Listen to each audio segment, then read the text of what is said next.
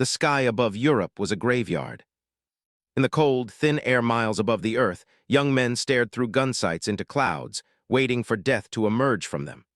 The noise was constant, the thundering engines, the rattle of oxygen masks, the dull, metallic heartbeat of the B-17 Flying Fortress. Somewhere beyond the contrails and the gray haze, German fighters were already climbing to meet them. But when the first black dots appeared, they didn't come straight at the bombers. They came from nowhere. A flash, a streak, and then bullets tore through aluminum. The men who survived those first missions learned something brutal. In the air, survival depended on aiming not where the enemy was, but where he would be. They called it deflection shooting, the art of firing not at a plane, but at empty sky. To the untrained eye, it looked insane. A gunner would swing his turret, point the twin .50 caliber Brownings at a patch of blue where nothing existed, squeeze the trigger, and seconds later, an enemy fighter would fly into the bullets. To hit the enemy, you had to predict the future. In the early days of WWII, this skill didn't come naturally. Most American were farm boys, mechanics, or clerks. They had hunted deer, maybe shot clay pigeons, but aerial combat was something else entirely.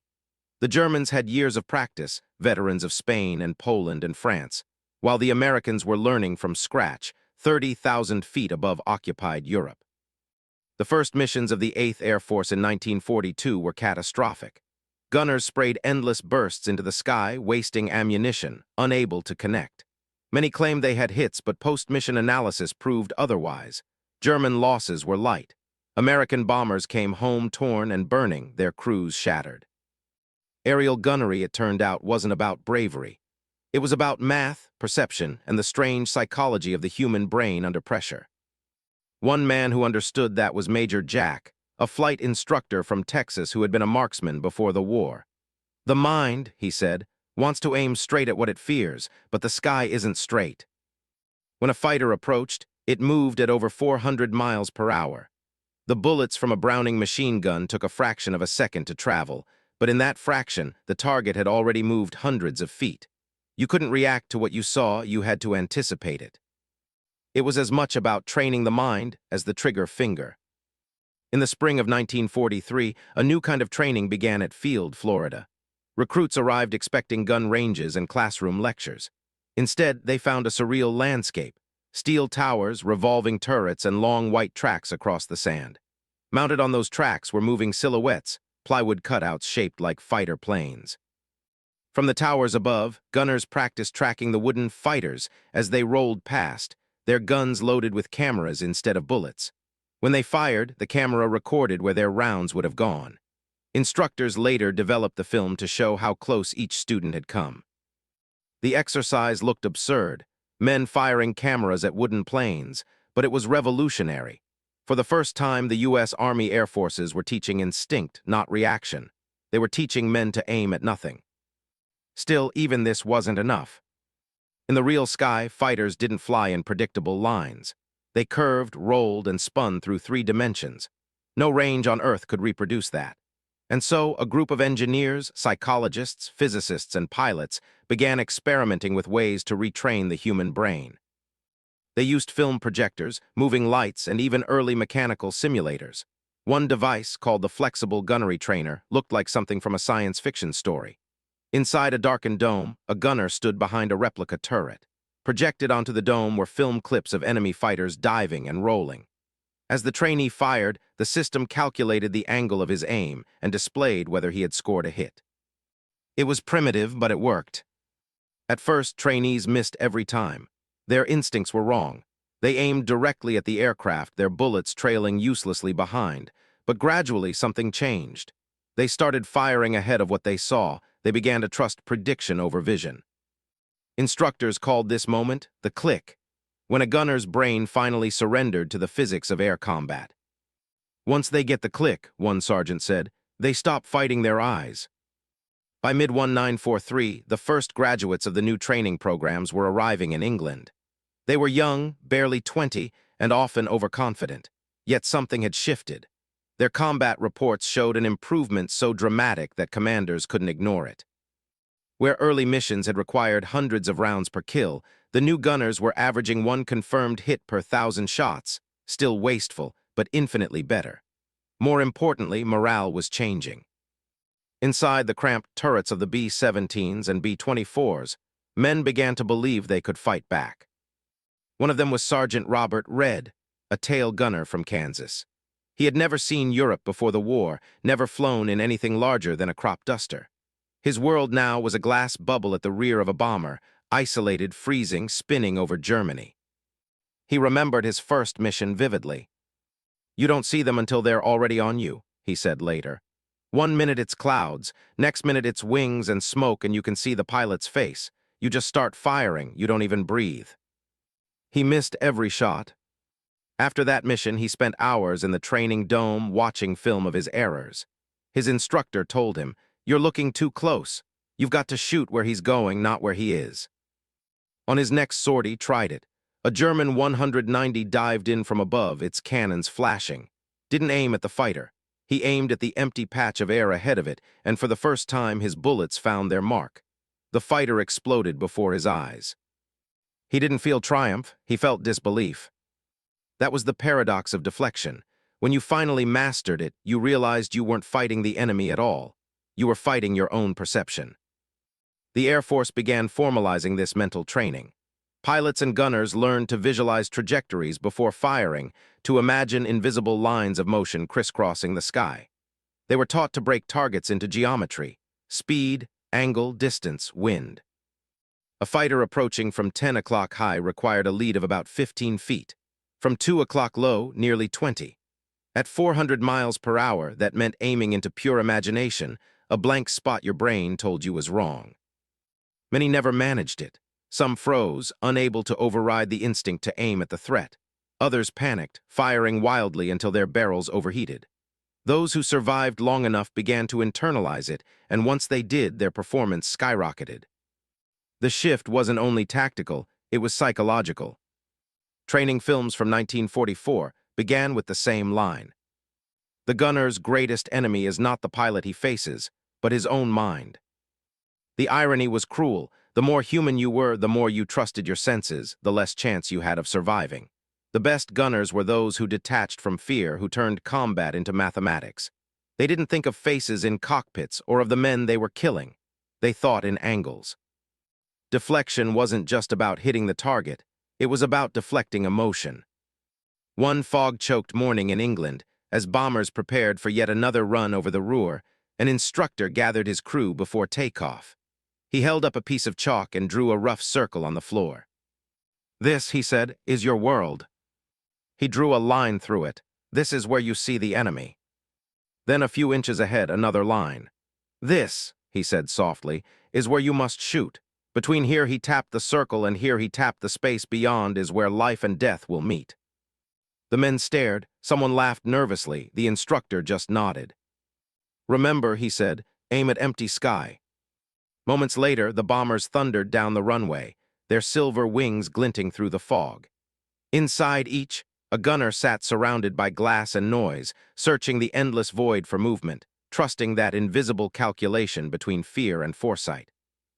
Far above the clouds, they would soon find it, that space between the real and the imagined, where bullets met prophecy and men became machines. And in that place, the human mind was learning, for the first time, how to shoot at nothing and hit. The world inside a bomber was a cage of vibration, sound, and cold. When the engines roared to life, everything began to shake: the floor, the guns, even the bones inside your skull. At 30,000 feet, the temperature could fall below 40 degrees below zero.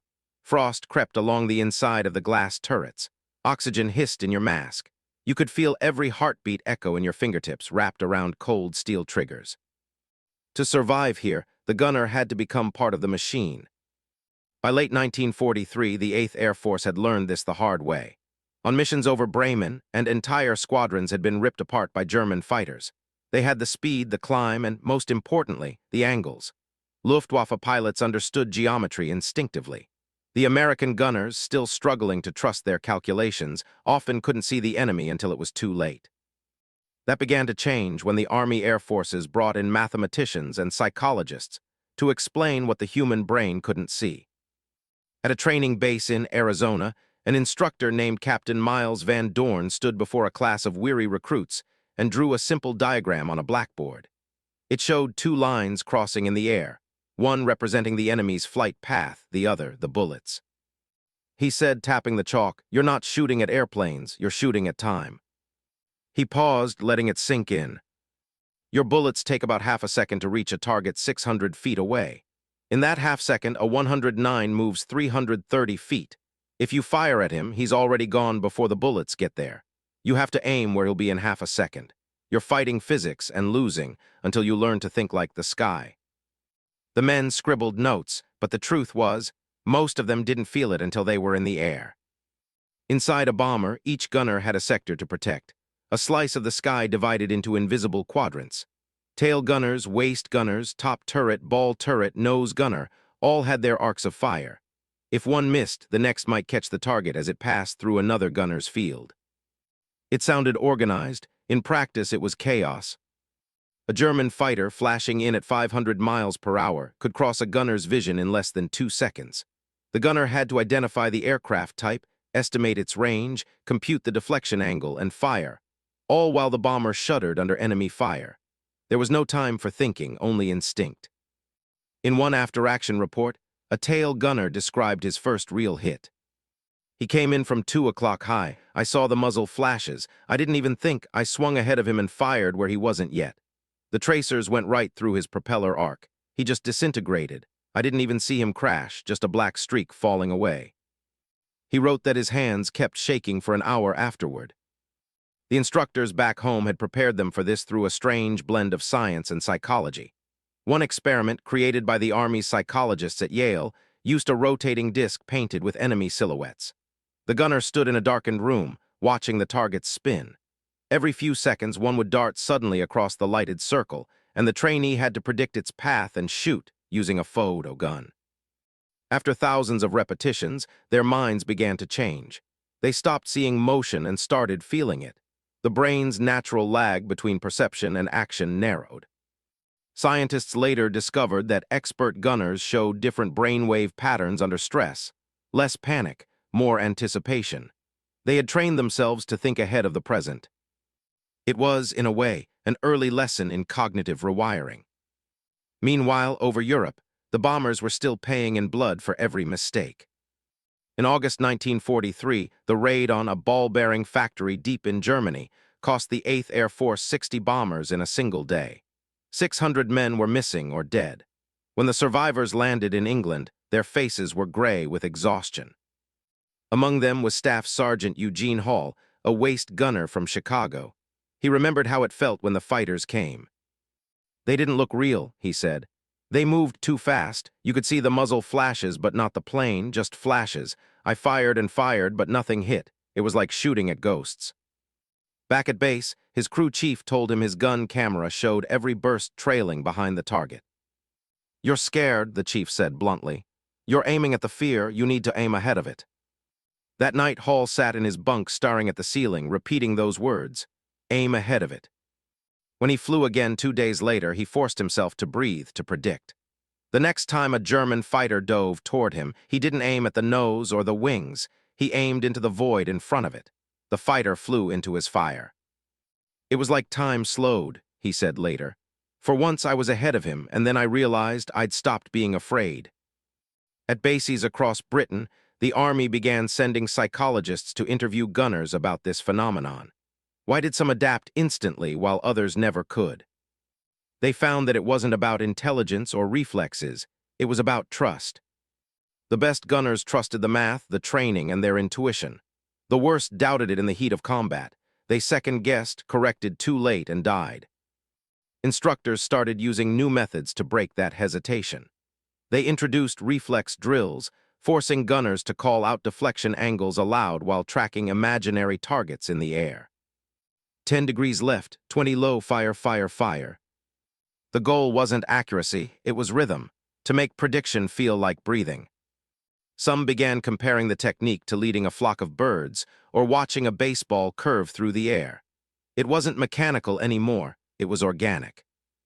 And that shift from mechanical to instinctive began to show in combat.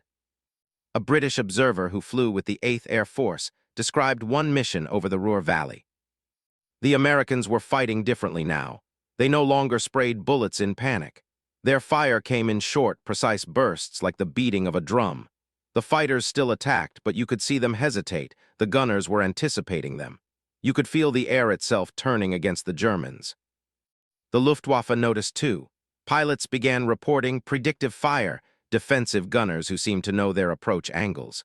One German ace wrote in his logbook, "The Americans are learning. They no longer shoot in fear, they shoot in thought." But there was another cost to this transformation, an invisible one. The better gunners became, the less they saw their targets as human. To maintain focus, they had to reduce every movement, every flicker of an enemy plane into vectors and speeds.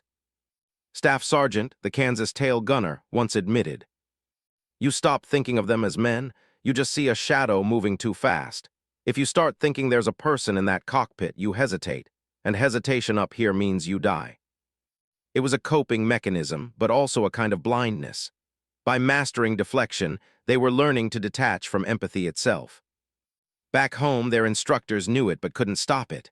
One wrote in his notebook, "We teach them to think ahead of reality. We also teach them to stop feeling reality. Perhaps that's the only way to survive in the sky." As the months passed, new technology began to merge with human instinct. Gun sights improved. The bomb sight had already made bombing more precise. Now, gyroscopic sights helped gunners compensate automatically for movement. But even the best equipment couldn't replace the human mind. The gun sight was only as smart as the man behind it. On one mission in early 1944, formation was ambushed near Hanover. German 190s came in from above and behind, diving straight through the bomber's stream. Turret jammed halfway through the attack. He yanked on the handles, swearing, until it clicked back into place just as a fighter flashed across his view. He didn't have time to think. He aimed at a blank patch of sky, squeezed the trigger, and watched the German fighter fly directly into his fire. After landing, his crew chief congratulated him on his perfect lead, only shook his head. "It wasn't me," he said quietly. "It was the sky telling me where he'd be." That was what deflection had become, not just a skill but a kind of second sight. Psychologists later described it as predictive cognition, the brain's ability to project movement forward through time.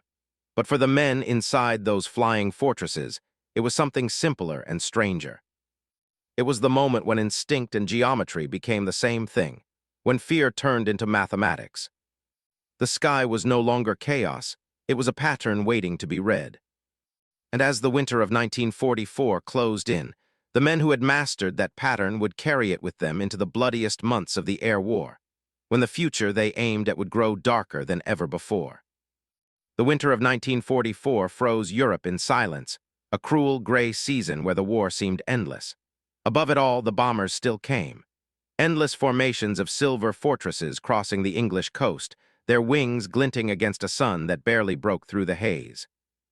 Each of those planes carried a dozen men, and inside each turret sat someone like Sergeant Robert Red, one of thousands who had learned the impossible art of deflection. But now, as the war neared its climax, even the most skilled gunners were realizing that precision alone couldn't guarantee survival. The Luftwaffe, desperate and dying, had become unpredictable. They didn't attack in neat lines anymore. They came out of the sun, from clouds, from impossible angles. Sometimes they didn't even shoot, they rammed. The men in the air had learned to anticipate everything except madness. It was January 11, 1944, the mission too. The briefing had begun before dawn, and his crew huddled in the cold hut, listening as the operations officer pointed at the map. A red line stretched deep into Germany. "Target, the Ago aircraft factory," the officer said flatly. "You'll have no fighter escort for part of the route." No one spoke, but the silence said everything. Flying unescorted was suicide. Still, when the engines roared to life that morning, was at his station in the tail turret, gloves stiff with frost. The takeoff was always the same: vibration, fear, and then the steady rhythm of engines as England slipped away beneath them. By the time they crossed into enemy territory, the flak began. Could see the black bursts ahead, puffing like poisonous flowers. But flak wasn't what he feared most. It was what came after. 10 minutes later, it arrived. German fighters, 190s and 109s, streaking through the bomber stream at impossible speed.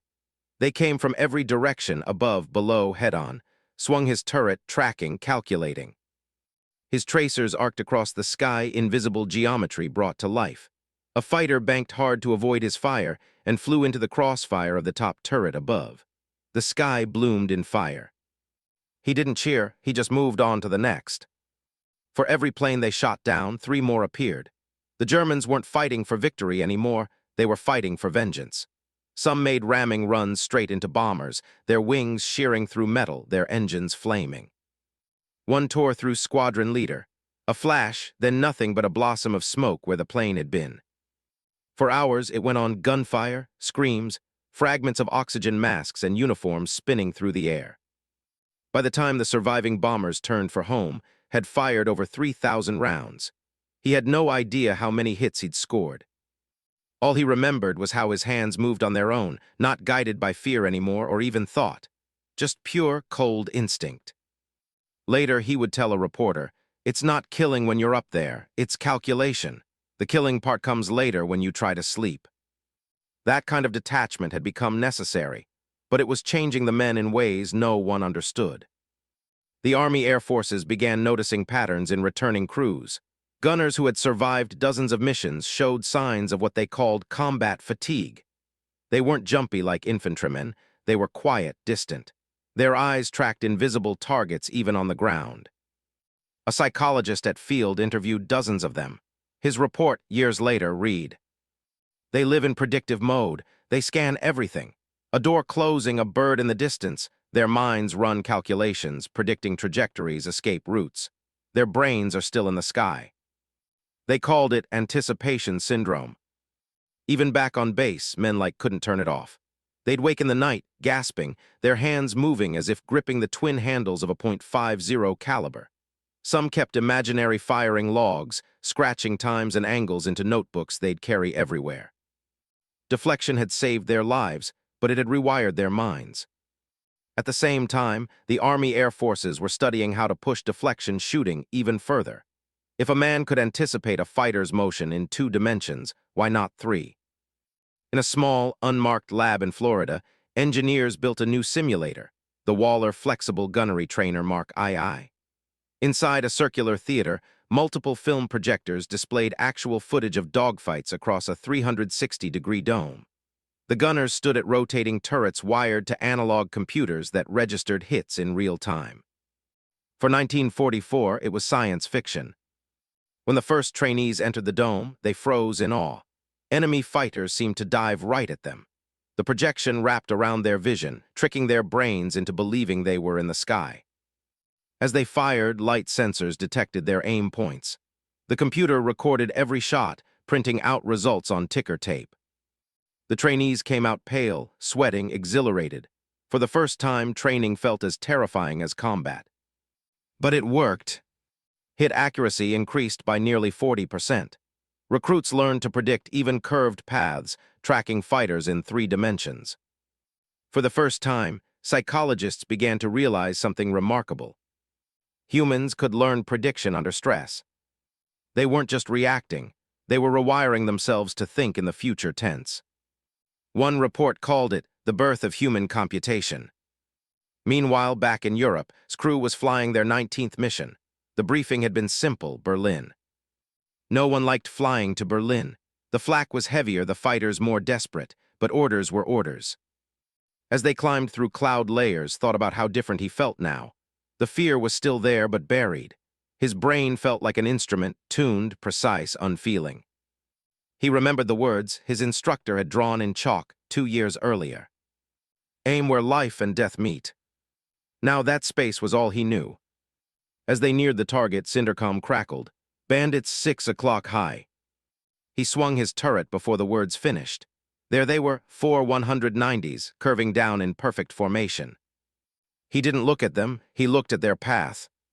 He aimed ahead, squeezed the trigger, and the tracers met them midair. One fighter burst into flame immediately. Another peeled away, trailing smoke. The others broke formation, their rhythm destroyed. His pilot's voice came over the intercom. "Nice shooting, Red." Didn't respond. He was already tracking another shape through the clouds. After landing, the debriefing officer counted 5 confirmed kills between the crew. The mission was a success. but half their squadron never returned.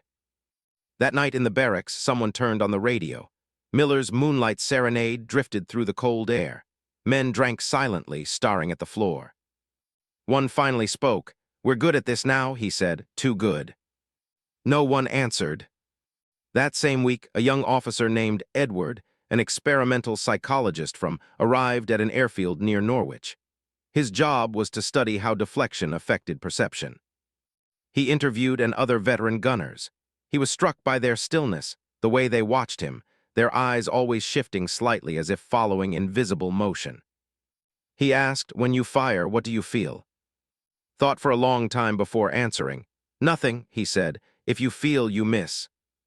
Wrote in his report, "They have achieved a level of predictive detachment that borders on inhuman. Their sense of the present is distorted. They live half a second ahead of reality." He didn't know it then, but what he described would later be recognized as the foundation of anticipatory cognition, the same kind of predictive thinking that future generations would study in fighter pilots, gamers, even artificial intelligence. In 1944, though, it was just survival. In the following months, his group would be among the first to witness a new enemy, one that couldn't be seen or predicted. The jet age had arrived. The Me-262, the world's first operational jet fighter, could outclimb and outrun anything in the sky. Its speed shattered every calculation the gunners had learned. Their deflection tables were useless. By the time they aimed ahead, the jet was gone. For the first time in 2 years, felt helpless again. His bullets traced lines into empty air that the enemy had already left behind. The rules had changed. Deflection had reached its limit, and the human mind, once capable of predicting the future, now faced something that moved faster than thought itself. The sky had evolved, and the men inside the bombers would have to evolve with it, or vanish into the silence that swallowed so many before them. The Me-262 came like a phantom. You didn't see it approach, not like the old prop-driven fighters whose engines whined and shimmered in the distance. The jet was silent until it was already there. It cut through the formation like a blade through silk, too fast for the eye, too fast for instinct. In the turret of a B-17 Flying Fortress, Sergeant Robert Red saw it only once before it vanished again, a sleek silver streak flashing across the gray German sky. His tracers reached for it and found nothing. By the time his bullets filled the air where it had been, it was gone. For a moment, his hands froze on the triggers. It was the first time since 1943 that he'd felt truly powerless. The Me-262 had changed the language of war. Back at base in England, when the debriefing officer asked what the attack looked like, just shook his head. "Like the future," he said, "and we weren't part of it." The other crews felt the same. The Luftwaffe was collapsing on the ground, its fuel supplies gone, its pilots running out of time, but in the air, the Germans had done something unthinkable. They had built a plane that could outfly prediction itself. For years, the gunners had been trained to calculate the future. Now, the future moved too fast to calculate. When the mission reports came in, the statistics were sobering. During 1 week in late 1944, 12 B-17s were shot down by Me-262s. None of the gunners even managed a confirmed hit. The deflection tables that had once worked perfectly for propeller-driven planes were useless now. At 540 miles per hour, the enemy crossed the sky before the brain could finish a single equation. It was a cruel paradox. The men who had mastered time itself had finally been beaten by it. Commanders scrambled for answers. At Thorpe, a meeting was called between engineers, intelligence officers, and a handful of veteran gunners. Was there, still in his flight jacket, smelling faintly of gun, oil, and frost. A colonel pointed to a chalkboard filled with diagrams, lines and curves representing bullet paths, speeds, and impact times. He said, "Our problem is simple. We've reached the limit of the human mind." A silence followed. Someone coughed. The colonel continued, "You can't aim at what you can't think fast enough to see. The answer isn't training, it's technology." He then unveiled something no one in the room had seen before. A new gun sight, small, rounded, with a glowing circle of light in the center. It was called the K-14 gyroscopic gun sight, and it would change everything again. The K-14 was a mechanical brain. Using gyroscopes, It measured the movement of both the aircraft and the target, calculating the exact deflection needed for a hit. Instead of guessing how far ahead to aim, the gunner only had to keep the target's wingspan matched to the glowing circle in the sight. When first tested it, he didn't believe it could work. It felt wrong, too easy, too smooth. But when he tried it during a mock intercept, the results were immediate. "I didn't feel like I was shooting," he recalled later. "I felt like I was thinking through the sight." The bullets struck exactly where the gyroscope predicted. For the first time in the war, the machine was learning with the man, not replacing him, but amplifying him. It was a strange moment in history, where instinct and computation merged. But not everyone trusted it. Some old instructors said the new sight would dull the gunner's edge. "They won't learn the feel anymore," one complained. "They'll forget the art." He wasn't entirely wrong. The gunners who trained with the K-14 were sharper technically, but they lacked the raw, intuitive sense that generation had developed. They didn't see the future, they let the machine see it for them. To many of the veterans, that felt like surrender. Still, the war didn't care about pride. By early 1945, the skis over Germany had become a brutal contest between two visions of the future: men trying to outthink time, and machines trying to erase that need altogether. Flew his final missions during that winter. He didn't know it then, but he was witnessing the twilight of his kind, the human gunner. On February 21, 1945, his B-17 formation crossed the Rhine. The radio was filled with chatter. "Bandits high 7 o'clock, turned his turret, eyes scanning the clouds. For a few seconds, nothing. Then the jet came fast, silent, beautiful in a terrible way. He didn't aim, he just moved with it, following its curve, trusting the glowing ring of the K-14. He squeezed the triggers. The tracers arced, vanished, then a flicker. Smoke poured from the Me-262's right engine. It rolled, caught fire, and tumbled toward the earth. Watched it all the way down. He didn't shout, didn't celebrate, he just whispered under his breath, "Got you." Later, when the mission report listed the kill as confirmed, his crew cheered, but couldn't stop thinking about what the German pilot had seen in those final seconds. A sky full of fire. A man he never saw, aiming at a place he'd never been. It was the expression of the paradox of air combat, victory without presence. That night sat alone in the mess hall, staring into a cup of cold coffee. Another gunner, a kid named Denton, sat across from him. Denton was barely 20, a replacement who'd only flown 3 missions. "You got one today," Denton said quietly. "First jet I ever saw go down." Nodded. "Feels strange, don't it?" Denton said. Looked up. "What do you mean?" "You don't feel happy, you don't feel sad either, just nothing." Smiled faintly. "That's how you know you're doing it right." The psychologists would later write papers about men like him, about how repeated exposure to predictive combat rewired their emotional responses. It wasn't just detachment. It was something deeper, a shift in how time and empathy connected. To survive, they had learned to live half a second ahead of themselves. And when they came back to Earth, to the slow rhythm of ordinary life, that half-second gap stayed. They would drive cars too cautiously, react to sounds before others heard them, wake from sleep with their hands clenched around invisible handles. The sky had changed them, not just their reflexes, but their perception of being alive. In April 1945, as Allied troops closed in on Berlin, the last of the Luftwaffe's jets vanished. There was no fuel left. The great aerial duels of the war were ending, not with glory, but with exhaustion. Flew one last mission, a supply drop over the Netherlands. No enemy, no gunfire, no fear, just a wide, open sky. He remembered staring out of his turret, watching sunlight break through the clouds, and thinking how quiet it all was.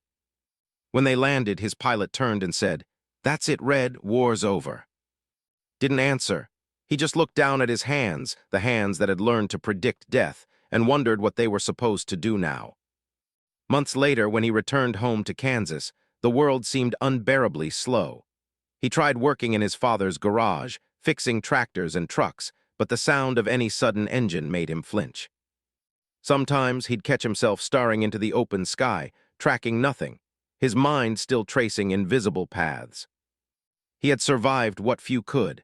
He had mastered the science of killing before his enemy could arrive. But what no one told him, What none of the manuals could explain was that once you learned to aim ahead of reality, you could never truly live in it again. Deflection had begun as a skill, a way to hit a moving target. By the end of the war, it had become a philosophy. It had taught men to think faster than fear, to aim beyond what was visible, to live half a second into the future. It had also stolen something from them, the ability to see the world as it was, not as an equation to be solved. When the jets vanished and the guns fell silent, the gunners were left with that strange gift, that curse. To always look where nothing yet existed, waiting for what might come next. When the guns finally fell silent over Europe, the sound that replaced them was almost unbearable, the sound of nothing. For men like Sergeant Robert read, that silence was not peace, it was absence. For 2 years his world had been defined by vibration, thunder, and the dance of tracers through the sky. Now back on the ground, the world moved too slowly. The seconds no longer came fast enough.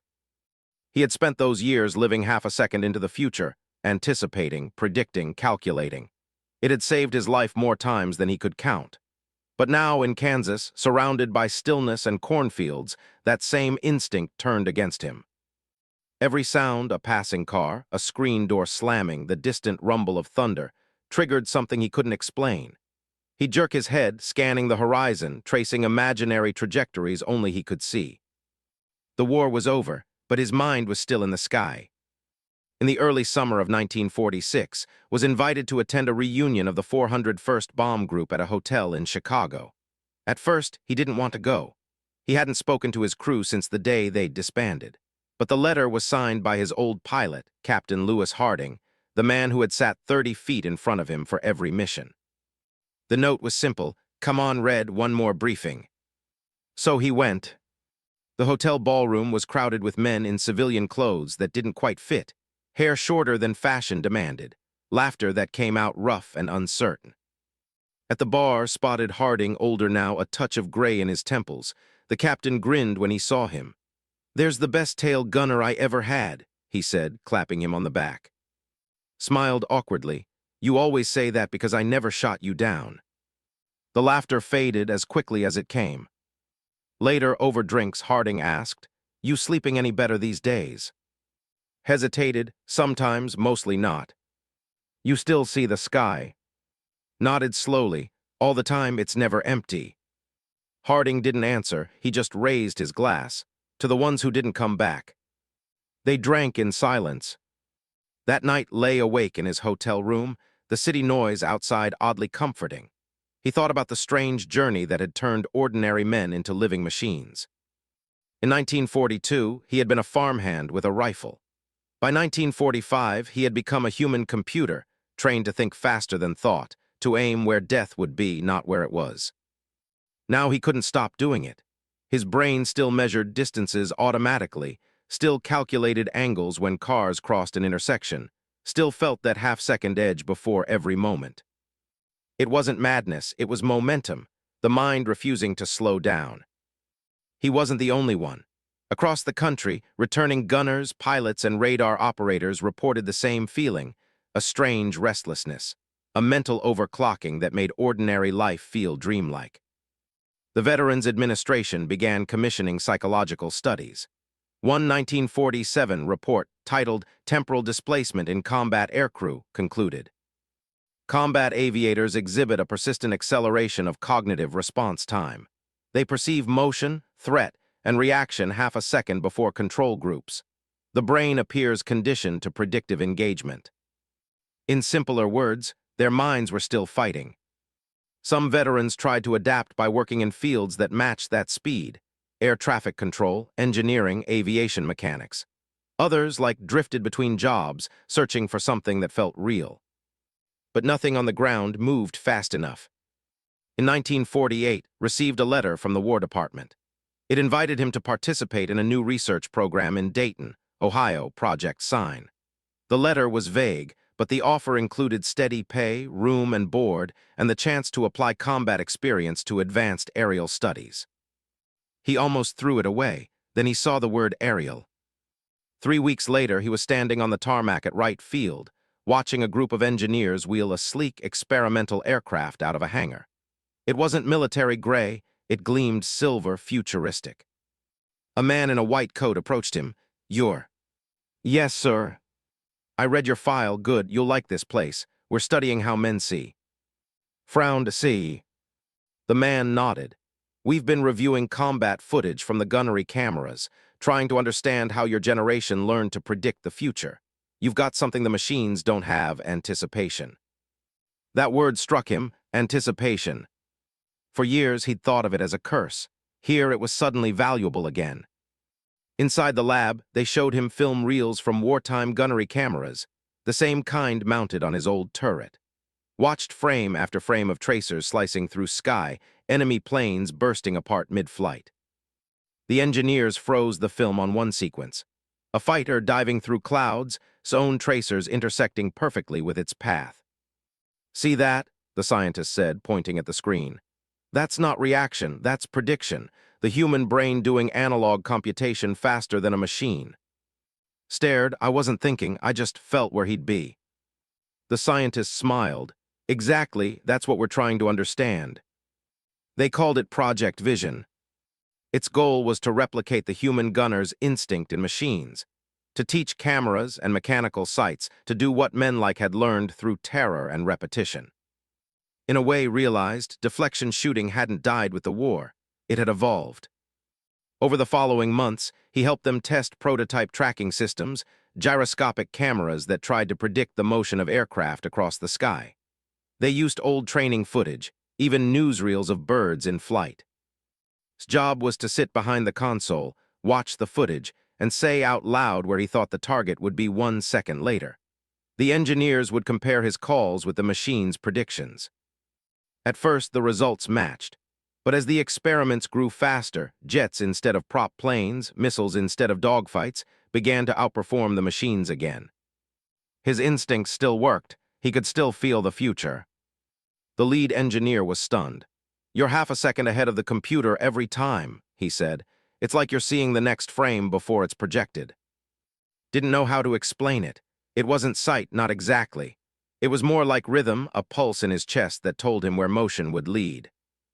The same pulse that had saved him over Berlin, now pulsed through this quiet Ohio laboratory. But there was a darker side to the project.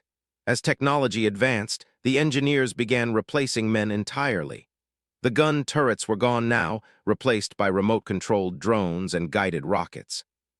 One night stayed late at the lab. He walked past a hangar where technicians were testing an automated tracking system. The turret moved on its own, following a projected target on the wall, adjusting perfectly without human input. He stood there for a long time, watching. The mechanical gun's word, tracked, fired, stopped. Every movement was flawless. The future he'd once feared, the one that had outpaced him in the form of the Me-262, had finally arrived. Only this time it didn't need him at all. He turned to leave, whispering to himself. The machine learned to aim at empty sky too. By 1950, left the project and returned home for good. He bought a small house outside Wichita and lived quietly. He married once, briefly, but the marriage dissolved after a few years. His wife later told a friend, he was always looking at something that wasn't there. Sometimes, on summer evenings, he'd set up a folding chair in his backyard and watch the contrails high above, tracing imaginary deflection angles with his finger, whispering numbers only he understood. Neighbors thought he was eccentric. They never knew that he was measuring ghosts, invisible lines of fire stretching across the past. He didn't talk much about the war anymore, but every now and then when a jet roared overhead, he'd smile faintly and mutter, "Still too fast to see." Deflection shooting had once been a skill, a survival tool, but for men like it had become something else entirely, a lens through which they saw reality itself. The sky had taught them to think ahead of life.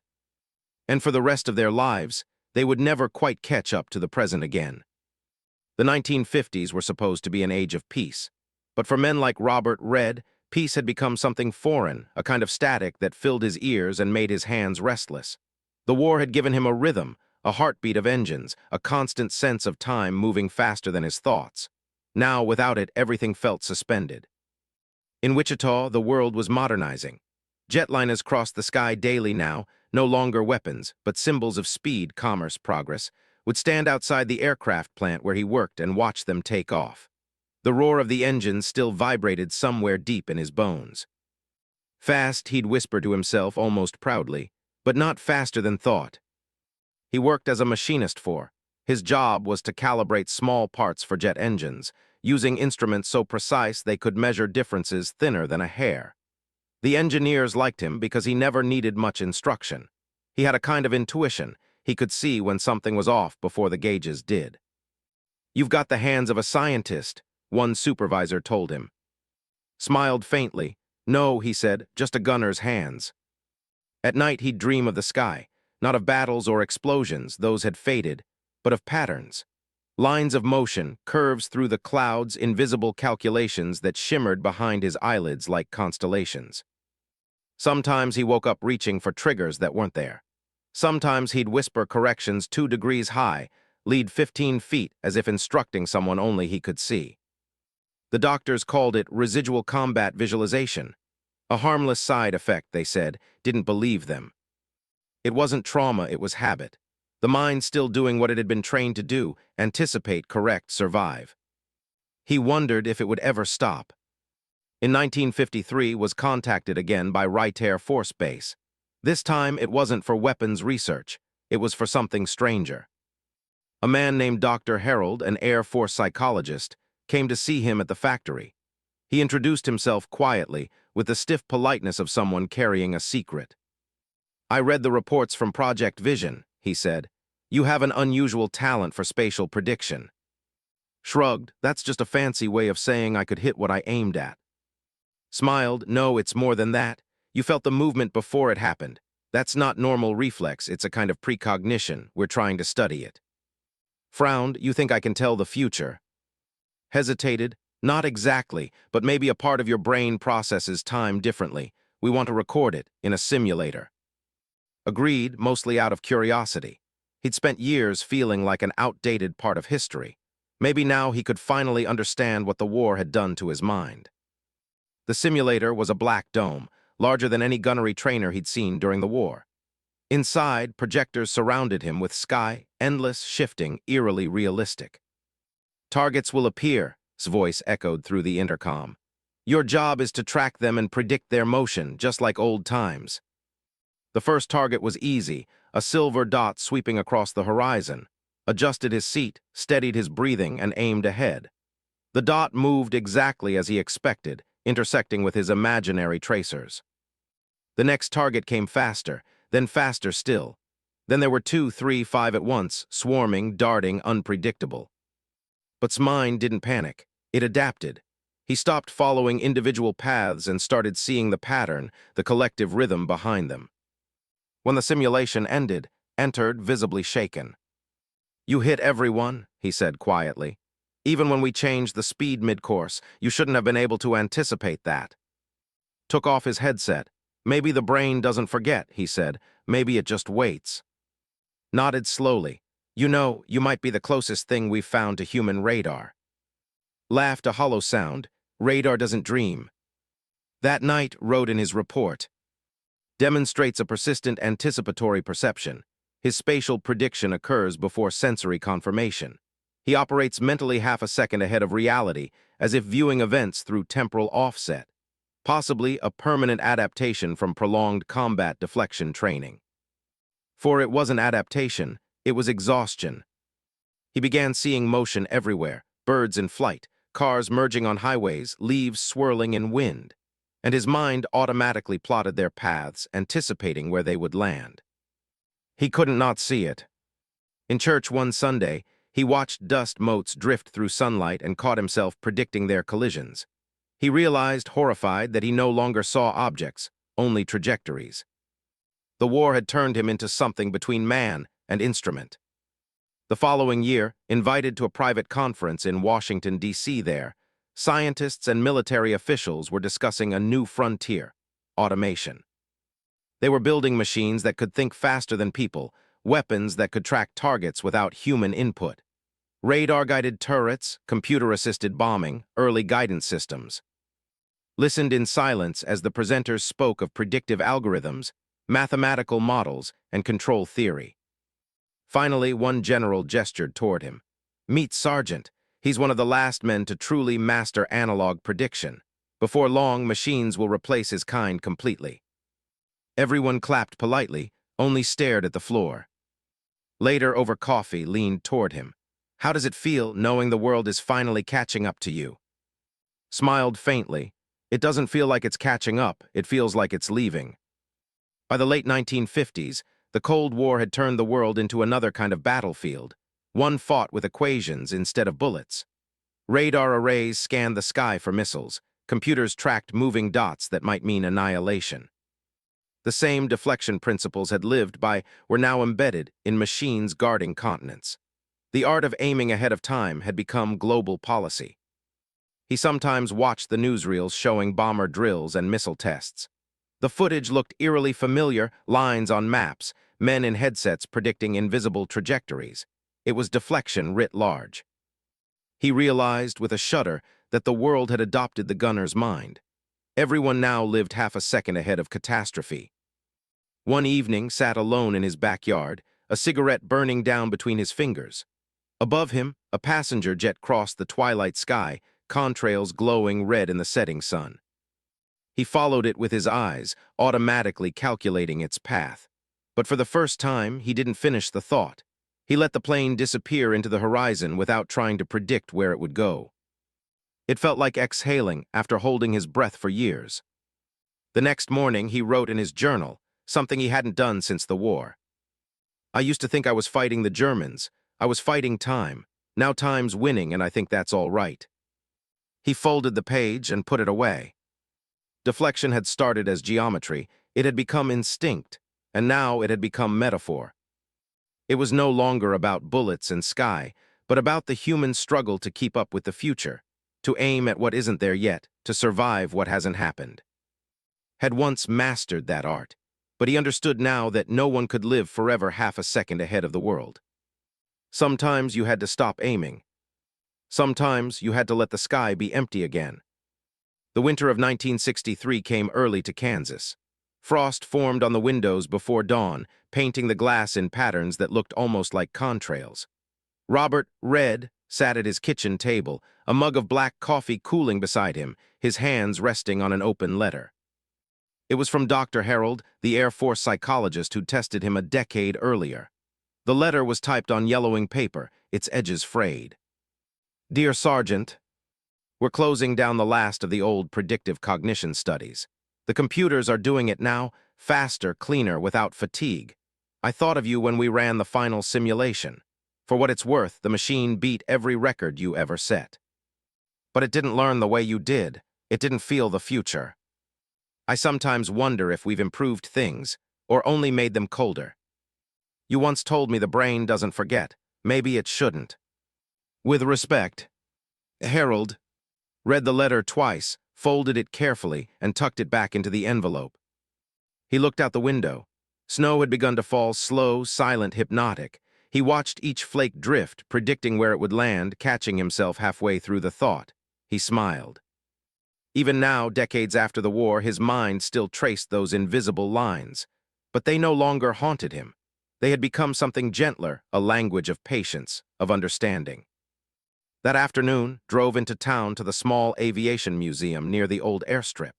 He'd been volunteering there for years, helping maintain a restored B-17 on display. The bomber's aluminum skin gleamed beneath the hangar lights.